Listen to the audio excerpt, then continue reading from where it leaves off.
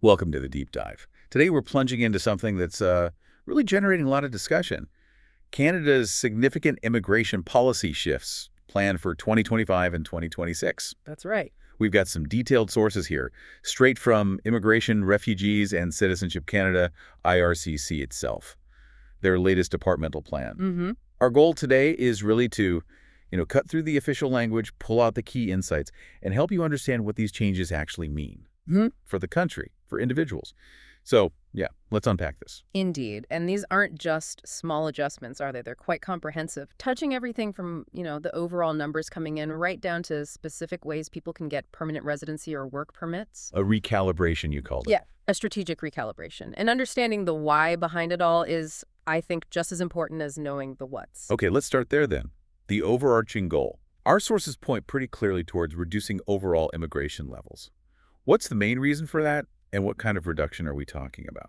Well, the core driver, and the IRCC plan is quite explicit about this, is to address the increasing pressure on Canada's infrastructure. Housing services. That kind of thing. Exactly.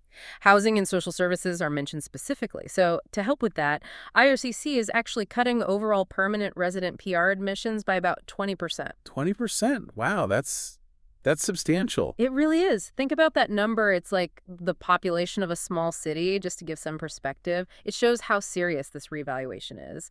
And they're also setting targets for temporary residents, too, the net new ones coming in. Right, I saw that. What are those targets? They're aiming to get the overall temporary resident level down to 5% of Canada's population, and permanent resident admissions capped at no more than 1% of the population annually. Okay, so a clear move to slow things down a bit. Yeah. And it's not just permanent residents getting affected, right? The work permit numbers look like they took a big hit, too. Oh, absolutely. A huge one, actually. The number of labor market impact assessment LMIA-based work permits under the Temporary Foreign Worker Program, the TFWP. They're being cut by more than half. More than half. Yeah. They went from about 184,000 back in 2023 down to a target range of 80,000 to 84,000 per year. Okay, that's dramatic. It is. But what's really fascinating, I think, is that at the same time, they're putting this strong focus on prioritizing temporary residents already in Canada for permanent residency. Okay. The goal is for at least 40% of all new PRs to come from that group, people already here working or studying. So it's kind of a shift. No. Less focus on bringing in new temporary workers from abroad and more on transitioning the ones who are already contributing here. Exactly. It's like saying, let's grow our permanent population more from the talent pool we already have within our borders. It's a significant strategic change. Right. So Canada is essentially trying to create clearer pathways for people already integrated. But that brings up a question. If the overall numbers are down, what does this mean for the specific routes to permanent residency? Are some closing, some opening, maybe some getting streamlined? Yeah, good question. There are definitely changes, some new pathways, some refined ones. For instance, the Economic Mobility Pathways pilot. That's the one helping skilled refugees. Right. I've heard of that. That's set to become a permanent pathway by the end of 2025, which is great news, really. It provides a stable, long-term route for a group that's both vulnerable and often highly skilled. Okay, so that's one positive development. Anything else new? They're also looking into exploring a potential new pathway specifically for refugee students to get PR. That fits with Canada's humanitarian traditions. It sounds like a focus on quite specific groups then. What about the main economic stream, express entry?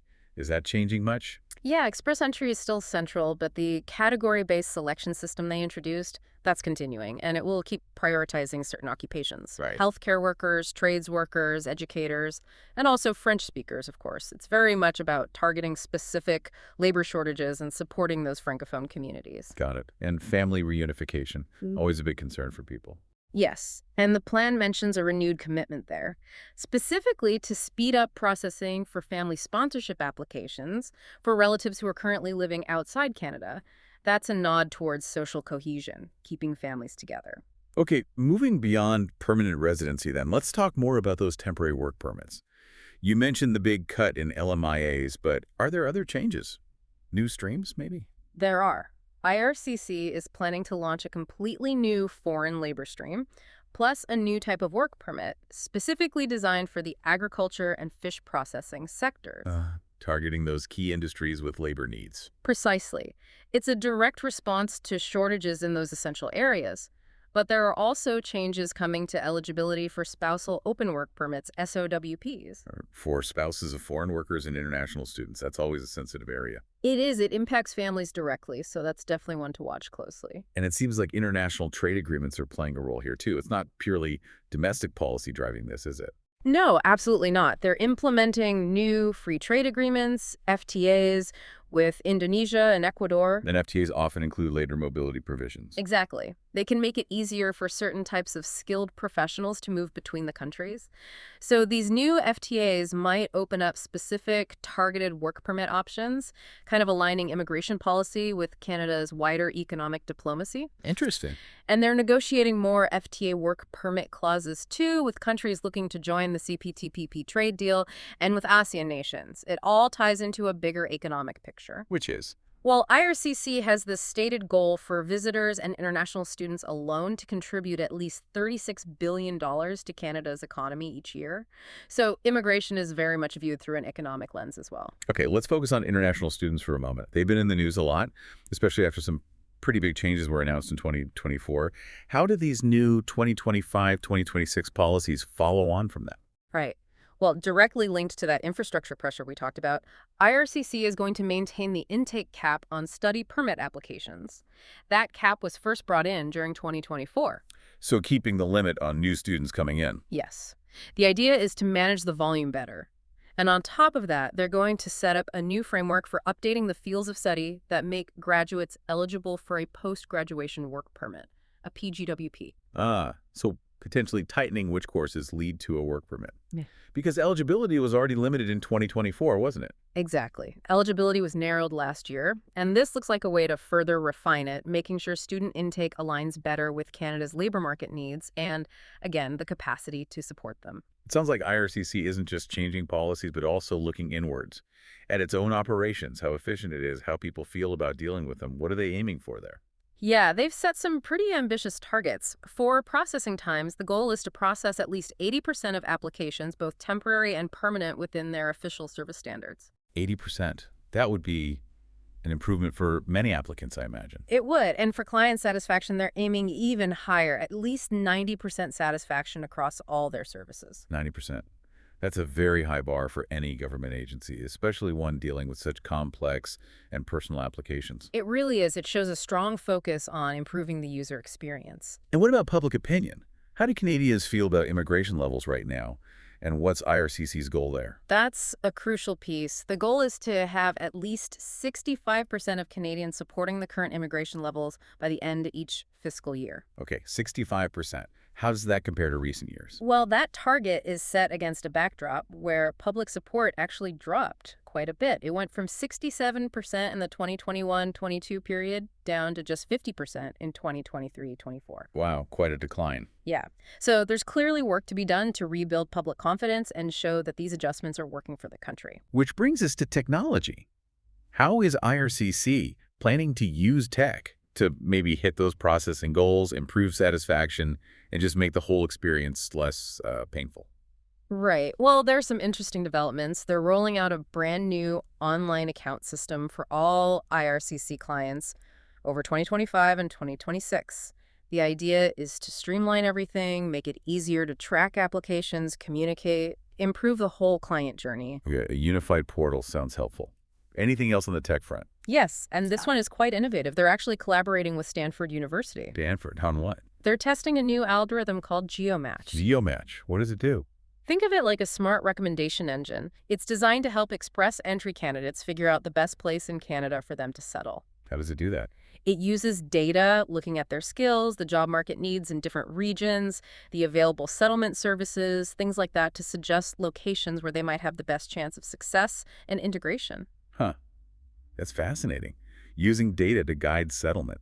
Exactly. It's a move towards a much more data-driven, perhaps even personalized approach to immigration and settlement. Okay, almost wrapping up here, but I noticed a specific point about Francophone immigration. What's the plan there? Right.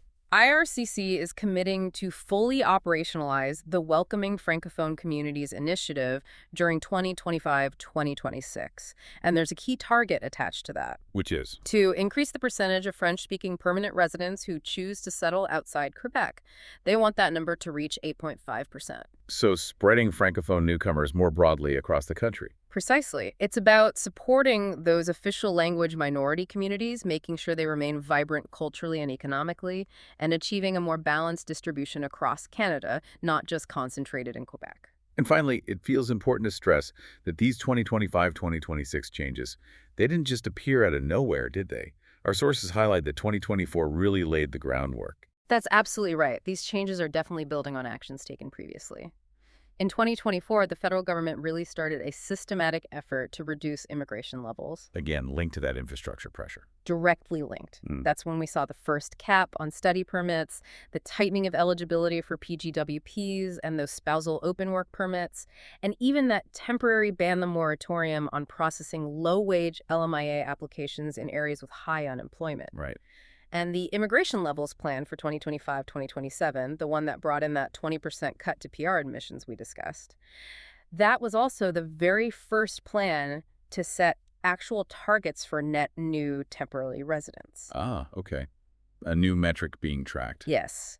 And crucially, that's also when the provinces were told they had to issue 75% of their provincial nominee program nominations to people who are already living in Canada. So again, that focus on internal candidates. Exactly. When you connect all those dots, you see a very consistent multi-year strategy unfolding. It's about managing growth more carefully, more strategically than perhaps in the past. So let's try to summarize. What does all this really mean for you, the listener, and for Canada moving forward? It seems clear the country's immigration landscape is in a period of, well, significant and quite deliberate adjustment. Yeah, they're trying to strike a balance, aren't they? Balancing economic needs, the capacity of social services, and also responding to how the public feels about it all. And that big shift towards prioritizing temporary residents already here for permanent residency. Right. That combined with the new targeted pathways and these interesting tech advancements like GeoMatch, it really suggests a move towards a more integrated, maybe more data-informed, and certainly more strategically managed system. It's less about just numbers, perhaps, and more about optimizing who comes, where they go, and how they succeed. That seems to be the underlying philosophy, yes. Ensuring newcomers have the best possible chance to contribute and build a life here. It's a fascinating recalibration to watch unfold. For you listening, we really hope this deep dive has helped clarify these complex changes. The big question, I suppose, for all of us to think about as these policies roll out is, how will these detailed adjustments taken together ultimately reshape Canada's demographic makeup and its economic future in the years to come? Definitely something to mull over.